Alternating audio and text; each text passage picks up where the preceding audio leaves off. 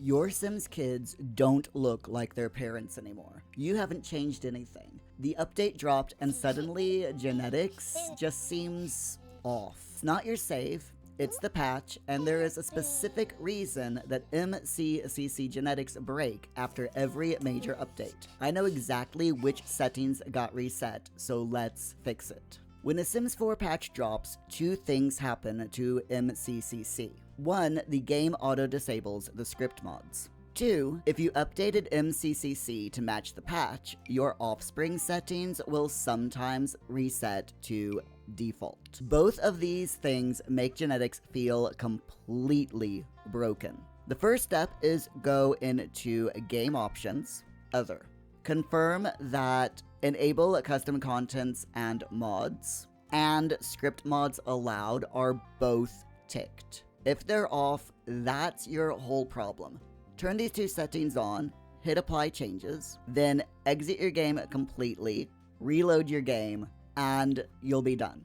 The next thing is to check your MCCC version and make sure that it is the newest version. You can check this by going over to debtorpool-mccc.com and making sure that you have the newest version. Once you've downloaded the newest version, make sure your game is turned off. Put the newest version in your Sims 4 mods folder, Documents, Electronic Arts, Sims 4 mods. Restart your game, and it should all be working. Now, this is the one that causes 80% of the MCC genetics isn't working posts on the forums. Every time you change something in MCCC, you need to save your game, exit the game completely, and relaunch your game. If you skip this after re-entering your settings post-patch, your changes might not properly apply, and that might be why the genetics settings are not working. So now let's go to the settings themselves. Here's where to find them. Click on any computer, MC Command Center, MCCAS or CAS, then go down and find the Offspring menu. You've got 5 different settings here. First, we have the Use Parent Physical Attributes. Now this makes it so that teenagers will inherit their parents' body part values and fit that settings rather than being random. So we want to make sure that that is enabled. Next is Parent Values Variance %. This controls how much of each parent's physical features, face shape, nose, eyes, mouths, ears, and so on, get passed to their child. The sweet spot is around 50 to 60. The next one is Parent Skintones. Now what this does is, if any sim in your household has an unnatural skin tone, such as purple, pink, or blue, this is the setting that makes it inherit correctly. Without it, the game averages the skin tone by using its own internal skin logic programming, which is kind of inconsistent at best. If you want to use the parent skin tones, then you want to click Enable. If you would rather that the skin tone is average between the two parent skin tones, then you want to keep it disabled. The next one is Parent Skin Details. This is your freckles, moles, face creases. They're small details, but it's what makes genetics feel real rather than randomized. This setting is worth checking after a patch reset because it can silently flip to default. So again, same with the parent skin tones. If you want them to use one of the two parent skin details, then click Enabled. Otherwise, keep it as disabled. We'll get to this bypass blue babies in a minute, but I want to first go to a different setting. This one is under MC Pregnancy Offspring, not MCCAS, so most people are going to miss this setting. This is Inherit Trait Type. This determines whether babies inherit non-personality traits from their parents, and whether they will inherit the specified maximum number of traits or a random number of traits up to the specified maximum.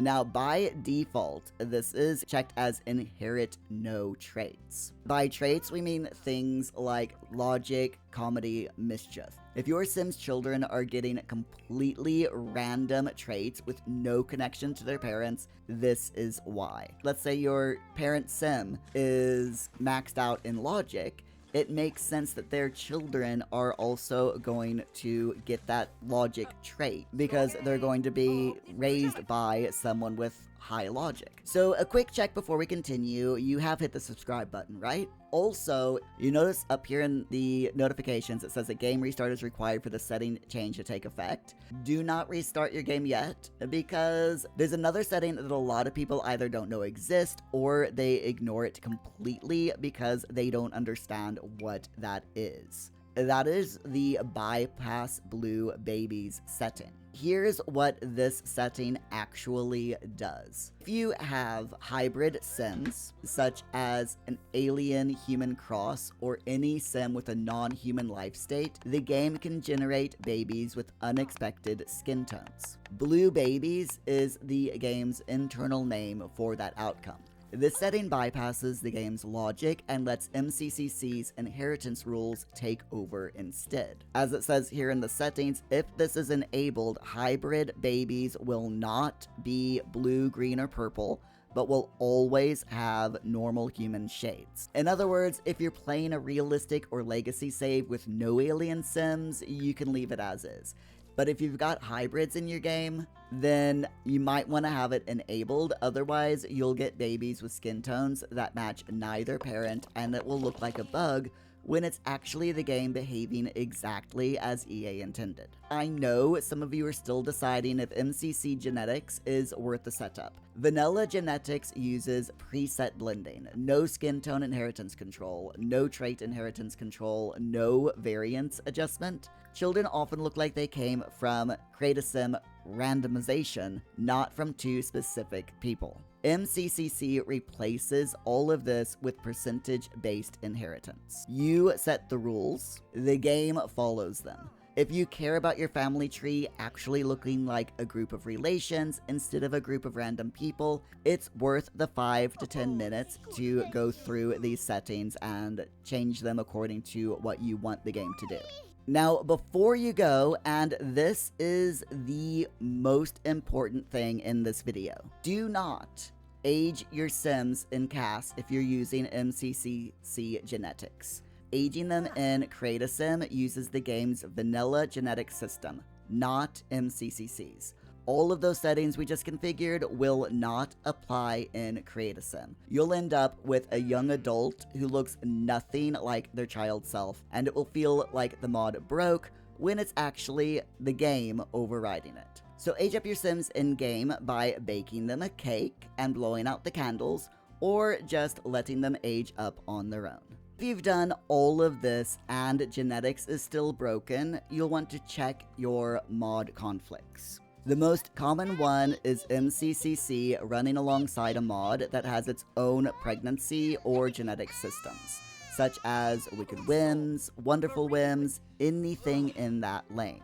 If two mods are trying to control Offspring genetics, they'll fight and neither will work correctly. If you're not sure what's conflicting, you can use the 50-50 method to figure that out. Check the description for a link to that video.